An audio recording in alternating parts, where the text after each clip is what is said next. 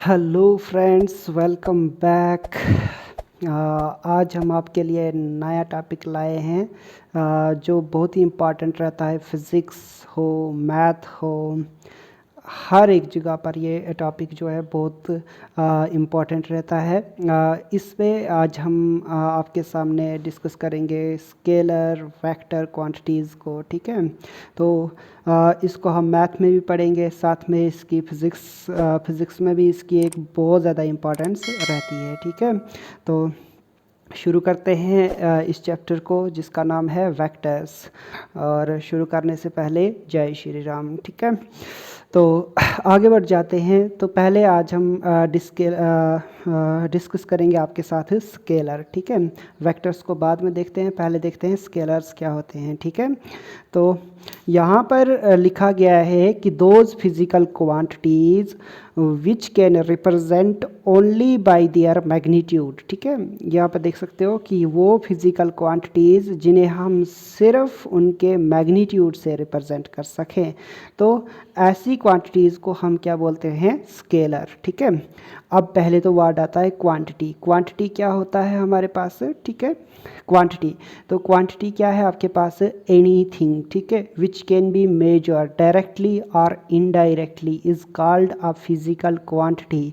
ऐसी चीज़ जिसे हम डायरेक्ट वे से मेजर कर सकें या इनडायरेक्ट वे से मेजर कर सकें, तो ऐसी चीज़ों को हम क्या बोलते हैं? फिज़िकल क्वांटिटीज़ बोलते हैं। तो आई होप आपने समझा होगा कि क्वांटिटी क्या होती है। तो जिसे हम डायरेक्ट या इनडायरेक्ट वे से मेजर करें तो वही क्वांटिटी कहलाती है फिज़िकल क्वांटिटी। फॉर एग्जांपल देखो, जैसे लेंथ हो गई, मास हो गया, टाइम हो गया, वर्क हो गया। ठीक है, तो इन सब को हम डायरेक्ट या इनडायरेक्ट वे से क्या कर सकते हैं? मेजर कर सकते हैं, इनका मेजरमेंट किया जा सकता है। तो ऐसी क्वांटिटीज़ को हम बोलते हैं फिज़िकल क्वांटिटीज़।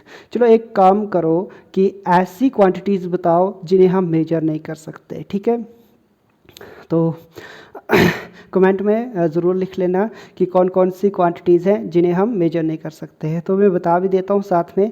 देखो सुनिएगा, जैसे मैं बोलूँ कि मैं आपसे 2 किलो प्यार करता हूँ। ठीक है, 2 किलो प्यार, आप बोलोगे 2 किलो, वो क्या हुआ? प्यार है तो प्यार है सर। ठीक है, 2 किलो वाला प्यार नहीं होता है। या मैं बताऊं कि मैं इसके साथ 5 जो है मीटर नफरत करता हूँ। ठीक है, या ऐसी कोई अनघट बातें, तो वो क्वांटिटीज़ हम, जैसे लव हो गया, इमोशंस हो गया आपके पास। ठीक है, इन चीज़ों को हम मेजर नहीं कर सकते, तो वो वाली क्वांटिटी जो है वो फिज़िकल क्वांटिटीज़ नहीं रहती हैं। ठीक है, और यहाँ पर एक वर्ड आया है मैग्नीट्यूड। मैग्नीट्यूड का मतलब क्या होता है कि एक मैथमेटिकल टर्म। ठीक है, या एक नंबर जिसे हम रखें, जैसे 5 हो गया, 6 हो गया, 7 हो गया, 8, ऐसे, या आप 100,000, ठीक है, कुछ बोल सकते हो, तो दैट इज़ कॉल्ड मैग्नीट्यूड। ठीक है, तो ऐसी क्वांटिटीज़ जिनको हम डायरेक्ट जिनको हम सिर्फ मैग्नीट्यूड से रिप्रेजेंट करें या आपके लिख सकें उनको, तो उन्हें हम क्या बोलते हैं? स्केलर्स। यहाँ पर एग्जांपल अगर हम देखें तो डिस्टेंस, देखो डिस्टेंस क्या है आपके पास? एक स्केलर क्वांटिटी है। क्यों है? क्योंकि हम बोलते हैं 5 मीटर, 6 मीटर, 7 मीटर, 8 मीटर, है ना। तो अब वो डिस्टेंस तो चला है, लेकिन हमें पता नहीं है कि कहाँ कहाँ से मेजर किया है। ठीक है, तो उसे हम क्या बोलेंगे? डिस्टेंस। स्पीड हो गया आपके पास। ठीक है, कितने किलोमीटर पर आवर गाड़ी चल रही है, किस डायरेक्शन में चल रही है, हमें कोई पता नहीं है, इसमें डायरेक्शन मैटर नहीं होती है। तो ऐसी क्वांटिटीज़ को हम स्केलर बोलते हैं। मास हो गया, ठीक है, अब किस डायरेक्शन में मेजर किया गया है वो पता नहीं है। और मास की डेफिनेशन भी तो यही रहती है कि the measure of inertia is called मास। ठीक है, अब टाइम की बात करें हम, तो टाइम भी क्या है आपके पास? स्केलर क्वांटिटी है। वर्क हो गया, पावर हो गया, एनर्जी, डेंसिटी, ठीक है, और फ्रिक्वेंसी एट्सेट्रा, ये सारी क्या है आपके पास? स्केलर क्वांटिटीज़ रहती हैं आपके पास। ठीक है, तो अब हम शुरू करते हैं वेक्टर क्वांटिटीज़ क्या होता है। आई होप आपने स्केलर को समझा होगा। ठीक है, अब बारी है किसकी? हमारे पास वेक्टर क्वांटिटीज़ की। तो वेक्टर क्वांटिटीज़ क्या है आपके पास? तो दोज फिजिकल क्वांटिटीज़, ऐसी क्वांटिटीज़, ठीक है, which requires magnitude as well as direction for the complete अगर हमें क्या चाहिए, मतलब कि हमें मैग्नीट्यूड भी चाहिए, ठीक है, और डायरेक्शन भी चाहिए उनकी कंप्लीट डिस्क्रिप्शन के लिए। मतलब क्या, अगर हमने एक कंप्लीट डिस्क्रिप्शन देनी है किसी भी क्वांटिटी की, तो हमें मैग्नीट्यूड चाहिए, पहले 5 मीटर चला किस डायरेक्शन में चला वो भी पता होनी चाहिए। तो ऐसी क्वांटिटीज़ को हम क्या बोलते हैं, वेक्टर क्वांटिटीज़ बोलते हैं, ठीक है। तो those physical quantities which require magnitude as well as direction for their complete description are called vector quantities. उन्हें हम क्या बोलते हैं, वेक्टर क्वांटिटीज़ कहा जाता है, ठीक है। तो होप आपने समझा होगा कि वेक्टर क्वांटिटीज़ क्या रहती हैं। हमें उनको रिप्रेजेंट करने के लिए हमें क्या चाहिए, मैग्नीट्यूड भी चाहिए और साथ में डायरेक्शन भी ज़रूरी है, ठीक है। तो अगर एग्जांपल्स की बात करें हम इसमें, तो एग्जांपल्स इसमें कौन कौन सी रहेंगी आपके पास। डिस्प्लेसमेंट, देखो डिस्प्लेसमेंट क्या होता है, the distance between initial and final position, ठीक है, ऑफ अ बॉडी। मतलब पहले जो इनिशियल और फाइनल पोजीशन के बीच में जो डिस्टेंस रहेगा उसे हम क्या बोलते हैं, डिस्प्लेसमेंट। तो डिस्प्लेसमेंट में हमारे पास देखो मैग्नीट्यूड आ गया, मान लो 7 मीटर का है, तो 7 मीटर उसका क्या है, 7 जो है 7 मीटर उसका मैग्नीट्यूड है, और उसकी डायरेक्शन भी हमें पता है कि इनिशियल पोजीशन, शुरुआती पोजीशन क्या थी और फाइनल पोजीशन क्या थी, ठीक है, किस डायरेक्शन में ऑब्जेक्ट ने डिस्टेंस कवर किया, ठीक है। तो उसे हम क्या बोलते हैं, डिस्प्लेसमेंट। वेलोसिटी रह गया हमें, ठीक है। तो ये भी क्या है आपके पास, वेक्टर क्वांटिटी है। फोर्स है, ये भी आपके पास क्या है, वेक्टर क्वांटिटी रहती है। एक्सेलरेशन, ठीक है, मोमेंटम हो गया, ठीक है। The quantity of motion possessed by a body is called momentum, ठीक है। मतलब कि मास के हिसाब से एक बॉडी का क्या मोशन बन रहा है, ठीक है, तो उसे भी क्या बोलते हैं हम, मोमेंटम बोलते हैं। और ये भी क्या रहता है आपके पास, एक वेक्टर क्वांटिटी रहता है। दूसरी बात है इम्पल्स।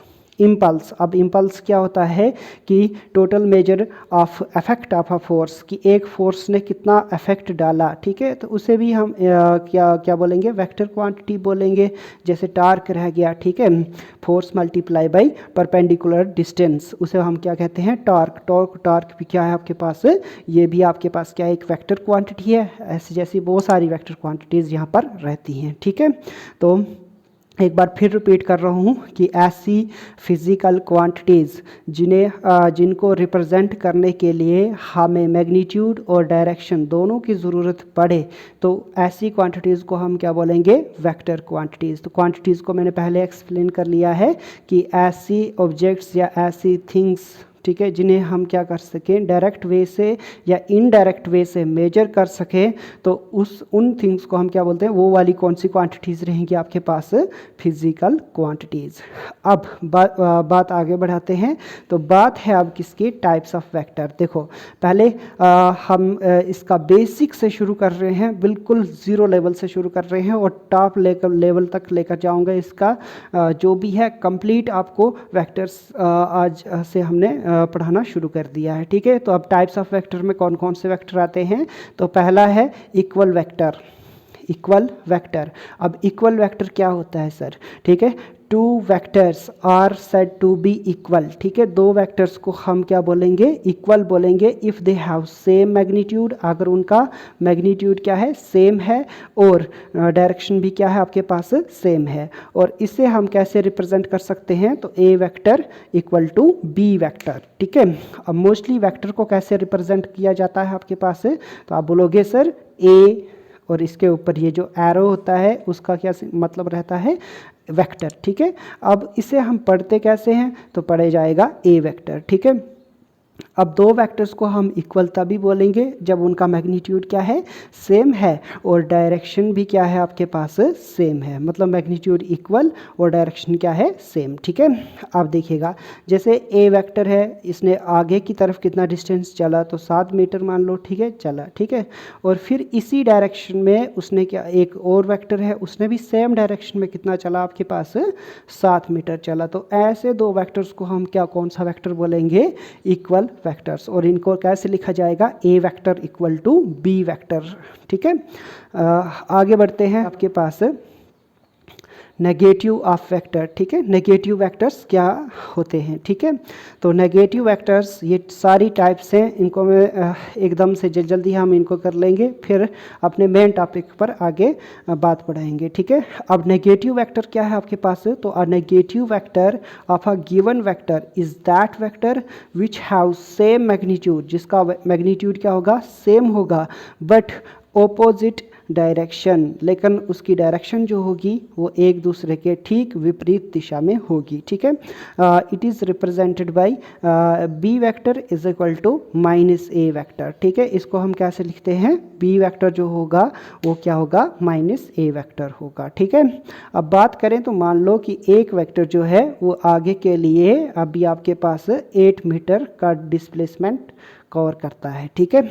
अब दूसरे वेक्टर दूसरा जो है उसने ठीक इसके विपरीत दिशा में कितना किया है, आपके पास बी वेक्टर है ये वाला, और इसने इसके उल्टी दिशा में कितना चला है आपके पास 8 मीटर, ये उल्टी दिशा में चला है, ठीक है।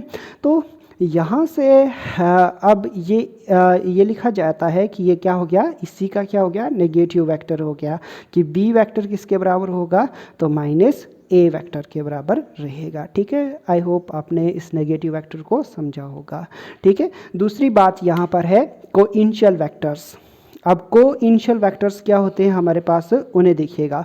तो कोइनिशियल वेक्टर्स क्या होते हैं, the vectors which have common initial point. इसको याद रखना है कि ऐसे वेक्टर जिनका क्या होगा, कॉमन इनिशियल पॉइंट होगा, मतलब इनिशियल होता है शुरुआती पॉइंट, जहाँ से वो शुरू कर रहे हैं वो क्या होगा, सेम पॉइंट होगा, तो उन वेक्टर्स को हम क्या बोलते हैं, कोइनिशियल वेक्टर्स। अब देखो तो शुरुआती पॉइंट्स कौन सा होगा, देखिएगा। तो जैसे यहाँ से ए वेक्टर शुरू हुआ, इस डायरेक्शन में चलना, और दूसरा बी वेक्टर इस डायरेक्शन में जा रहा है, तो उनका जो स्टार्टिंग पॉइंट है, इसको इनिशियल पॉइंट, ये क्या है, कॉमन है, एक ही जगह से वो शुरू हुए हैं, चलने कहीं या कुछ भी हो रहा है एक ही पॉइंट से हो रहा है, तो ऐसे वेक्टर्स को हम क्या बोलते हैं, कोइनिशियल वेक्टर, जिनका सेम इनिशियल पॉइंट रहे या सेम कॉमन पॉइंट हो, ठीक है। ये आगे ए और ये आगे आपके पास बी वेक्टर, ए वेक्टर, देखो ऐसे इस तरह से वेक्टर्स को हम क्या बोलते हैं, कोइनिशियल वेक्टर्स, जिनका इनिशियल पॉइंट क्या रहेगा आपके पास, सेम, ठीक है।